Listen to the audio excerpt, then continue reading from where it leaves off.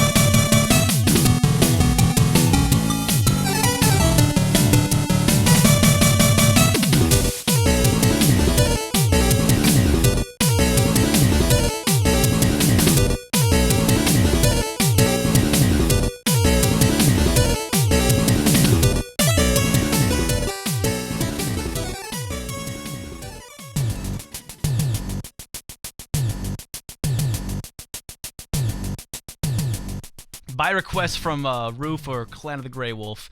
That was Mr. Gimmick, and I believe that is one of the boss themes.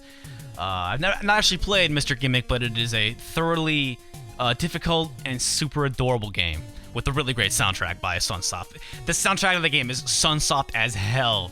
Before that, we had Shadow of the Ninja, which that was Stage 5, Shadow of the Ninja, and I played that as a follow-up to Shatterhand, not Shadowhand, like I said before. Shatterhand, Area A, which was a request by BryanNintendoNerd. I'm just saying, Brian, I know Shatterhand is great, but you gotta check out Shadow of the Ninja as well. Both Natsume games on the NES, both with great soundtracks. Check those out. Before that, Strider from Capcom for the NES. That was level 1, or just like the first area you go to. Before that, TMNT, Teenage Mutant Ninja Turtles, one of my most hated games. It is a horrible, horrible game, and anybody who says otherwise, I just have to be honest. Like, you think TMNT is a good game? Right. Technodrome.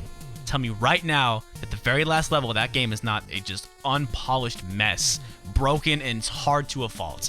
If you play the first few levels of TMNT and you're like, oh, it's kind of fun, yeah, try and beat that game. If you can beat it, then great. Good for you. But you have to admit that it is a really, really hard game. And I think hard to a fault. But that was Area 5, the underground area, underground theme for Area 5. Really, really good soundtrack, though. As much as I dislike that game, solid soundtrack. Before that, Blaster Master, all the boss themes. Up here, this is a block of, you might be hearing some Fester's Quest. This is the theme heard in the sewer. Fester's Quest is in fact a bad game, but it has a really good soundtrack, just like all of these games I'm about to play for you. This is bad games with good soundtracks. This first thing I'm gonna play, I really had to break out the gloves and the hat and the pickaxe, do some archaeological digging for this game right here. Mystery Quest, a game that you should not at all be familiar with because it is very just banal and really not that good, but it is a game for the NES with one pretty good song from the, I'm just going to call it the castle theme because there's really only like 4 or 5 songs, the whole soundtrack, and this is the song that appears inside a castle. It is a very simple composition, but I think it's a really good melody. Interesting. So check this out. And then I got some Friday the 13th, Star Tropics 2, Mega Man 4, and Battletoads. I will explain myself at the next mic break, but here are bad games with good songs, starting with a little-known NES game, and a game you should not know, Mystery Quest.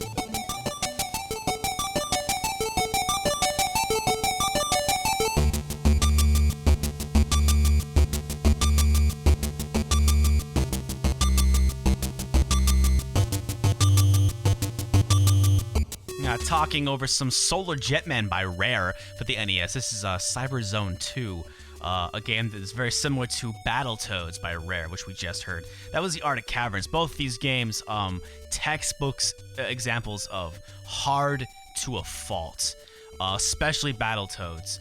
One of the most irritating things about that game is it's not even really a brawler. That first level is a total cock tease, a complete misdirection. The first level is you having fun, you punching dudes, you giant boot, get your big fist and your horns, and you're beating up dudes, and it's great. The rest of the game is actually a platformer. It's a platform where you occasionally punch things. It's kind of like saying Battletoads is a brawler, it's like saying Rocket Knight Adventures is a hack and slash game. No, it's a game where you shoot rockets, you jump around, and you occasionally slash stuff. And that's what Battletoads is. And it's a game that you could only 3 continues in that game, hard to a fault. And same goes for Solar Jetman here. Before that, not Final Fantasy IV, Mega Man 4. Because I like Final Fantasy IV, I do not like Mega Man 4. That was Dr. Cossack's Stage 1 and 2. I will always look at Mega Man 4 as a hugely disappointing follow-up to Mega Man 3. I still think that overall 4, 5, and 6 on the NES are inferior to 1, 2, and 3. But I think like 5 is alright, and then 6 is not aggressively bad, but just 4, 5, and 6 for Mega Man, I can just forget them. Before that, Star Tropics 2, Soda's Revenge. I don't think I have to tell you how I feel about that game. But that track is an excellent one, and it comes from Chapter 5, the second dungeon, as well as Chapter 7. Before that, Friday the 13th, that's the theme from The Cabin, a spooky track that I was hoping to get on the Halloween episode a couple episodes back, but I wasn't able to because of computer problems. And kicking us off was Mystery Quest, the castle theme. Now, I got a lot of great requests in this episode. However, I found this great program that allows me to very easily and in a higher quality export songs from NSF files and other files for Genesis, Nintendo, Super Nintendo, Game Boy, that kind of stuff. And then just recently, it unfortunately broke on me. Like, I can use it, I can play songs, which is fine, but I cannot export songs with the program. It just crashes, so it's useless to me. I think it's because I must have upgraded my computer, and now all of a sudden it doesn't work. But I don't know. I'll have that figured out hopefully by the next episode. So unfortunately, there were some requests I was not able to fulfill. Right here I have a request. I had a request for Final Fantasy Legends 2, a specific song, but I was not able to fulfill that one. So I Bun West, you're going to have to settle for just the title screen. Sorry, buddy. But it's still an amazing song. And then we're going to go back to the Sega Genesis with a track from Castlevania Bloodlines. And then we have not filled our Earthbound quota yet. So I'll have an Earthbound track. You know what, folks? We're right at about an hour total in the podcast here. So we're going to have these 3 songs, and then we're going to put a button on it and call it good. Okay, so some Final Fantasy Legends 2 sorta by request.